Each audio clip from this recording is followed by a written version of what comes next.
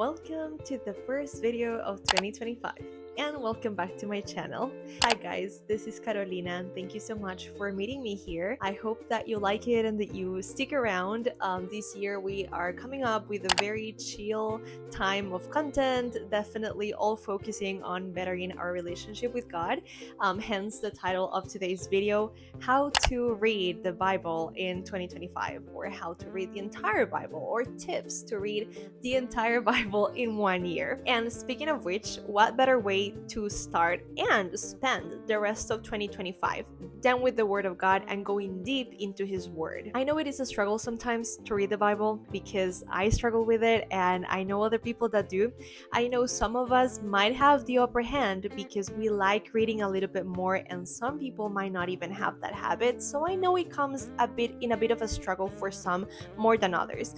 But don't feel discouraged because all of us have a hard time when it comes to reading the Word or praying or basically spending any time with God, just because it goes against our nature, unfortunately. But that's where we have to work on it, and we can trick our nature and we can actually find ways to make ourselves fall in love with the Word that God has given us. So I am going to share with you my best 4 tips for you guys to know how to read the entire Bible in this 2025. Keep in mind, you are not tied down by strings. You can read this at your own pace. I'm just gonna give you what I have done. I have already read through the whole thing once. It wasn't last year, it was the year before that. But this year I'm going around the whole thing again. So I wanted kind of like to have some of you keep me accountable to it and then also help you guys out with this reading plan. So let's get right into it. Number 1, start with a plan. Not only will you be able to be more organized, but you will also have the satisfaction of seeing how much you have accomplished already. You can find plans and schedules to follow in different locations, but obviously my go-to is Pinterest. I believe I found this plan in Pinterest, if I'm not mistaken. I could be wrong because I found it a long time ago, but it has been my favorite. You guys can DM me or reach out to me on the comments below and I can send you these particular plan that I'm following. I already have a few people in my family hooked up with it because it's very interactive. I don't know if it was specifically designed for it, but I feel like it cross-references different books, so every day you read a different book, so it's not really chronologically, which is more entertaining, at least to me, because if you start at Genesis, it's gonna take you a while to get to books like Psalms or even the New Testament, and that might make it a little boring. So I think it's always better to like mix them up a little bit. You can either follow this plan or anything else you may found in Pinterest. I know there's a whole bunch out there, but I like this one because as you are reading like the prophecies, you are reading their completion in the New Testament. So I find that very interesting and very like in depth, right, for your own studies and stuff. So that is why I like this one. But again, you can just look up any type of plan as long as you have one to just cross out every day what you're reading. That should work. Number 2 is to schedule a time of the day to read. Routine is going to be your key to success in this journey. Set a time in the day or night to just sit down and dedicate to reading the Word. Believe me, it might not even take you longer than 15 minutes of the day to actually read through the chapters that are assigned to you that day. And if you feel like a day of the week has too many chapters, then just divide them throughout the other days that have less chapters. That way you can still be within that range. I personally recommend you do it in the morning just so that you can get it out of the way, which I know it's not supposed to be the reason why we read our Word in the morning. Obviously you can take advantage of that and already do your devotional in the morning, and as I said, you can cross it off and don't have to worry about missing it the rest of the day. I for one do it in the afternoon just because I like to unwind after work and I feel like it's great to be able to sit down and read the Word, but either or works. You don't have to specifically do it in the morning, but just make sure you pick up a time of the day to do it and make it a routine so you don't miss it. Number 3 is make it interactive. And here is what I was saying before. If you are not a natural bookworm like I am or some other people are, this challenge might be a little bit tougher on you because you need to build up that habit of reading. And to do that, I have also some tips and things that I do to make my time with the Word more interactive, less boring, or less I'm gonna fall asleep reading so many names. Part of what makes it interactive for me is using highlighters. I have here several highlighters that I like to use. As you can see, they are the zebra mile liners.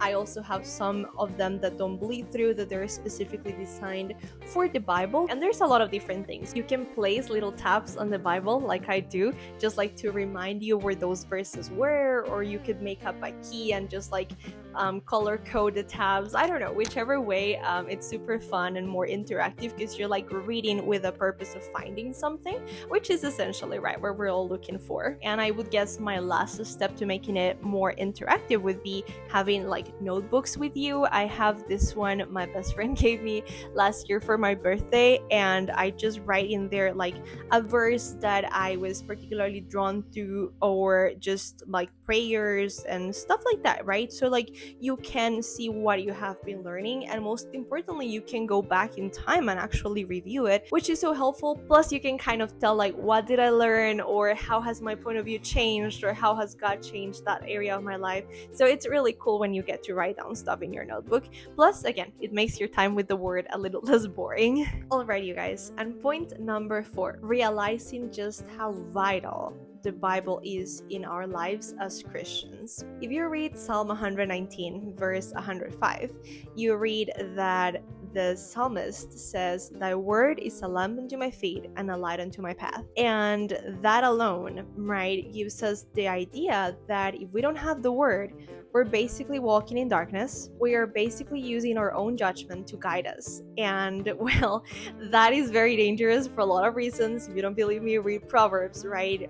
We don't have wisdom in ourselves. We need a higher power to guide us. And it's as logical as anything else, right? Our human bodies, like physically, we need food to function, right? If not, we die. And the Bible is very clear, right, about the fact that the Word of God, the Bible, is our bread, right? You know how in the Old Testament and sometimes during the New Testament, God spoke directly to the people, right? And he would speak with either in an audible voice or through prophets and stuff. Well, nowadays, since we have the Bible, that is where he speaks to us. And I know this is easier said than done, and I know that sometimes we open the word and we don't really like understand what we're reading, or like how is that helpful. You know, you kind of feel a little bit lost, but that's okay. His word is always going to come back with something. It might not be helpful for you at the moment, but you never know when in the future you can just look back and remember, oh, I read that, or oh, I understand that now, right? So it's a magical book. Speaking from experience, me liking a lot of different genres of literature, the Bible is still on top of them all. Obviously, it's a whole different genre out there. I would say a holy one, right? One that was directly written by our Creator. And I'm not even kidding. It sounds kind of fictional, doesn't it? But it's not. The one who created us gave us a manual to life, and that is our Bible. And if you have it, you are so extremely blessed. There are people who might not have even a Bible. There were times in the past where Bibles were not even available. So the fact that we live in this era, it's simply a blessing on its own that we have the word with us.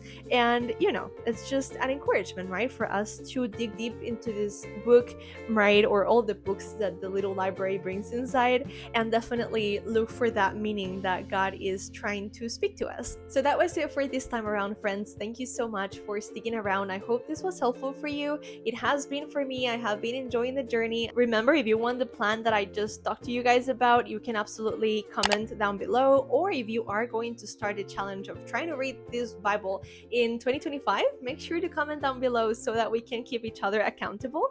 And certainly keep an eye out for my future videos. I'm still kind of like figuring out what content we are going to be seeing this year, but I thank you so much for your patience and for hanging around, you guys. I really appreciate it, and I hope to see you in my next videos. Goodbye.